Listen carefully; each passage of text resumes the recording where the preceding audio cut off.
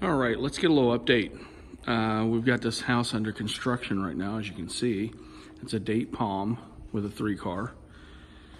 And just wanted to kind of look at how they're doing that.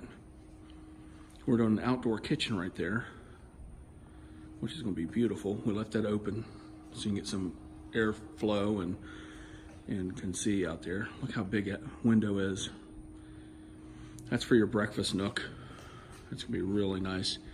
This is all gonna be sliding glass doors that slide out so that the corner is open, completely open.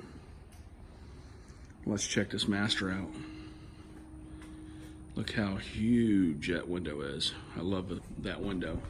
That was a great idea. Then we have the little transit windows up there. It's gonna be a lot of light. Really gonna take advantage of those views. And then let's check this out. Look how big this closet is, master closet. Big master closet. So, with all that said, this is gonna make a fantastic home for somebody. And we're building these homes out here. They are custom homes. And don't have many left, not many lots left. So you might wanna jump on it and get out here. 2019 is gonna be a great year. Let's make it a new home.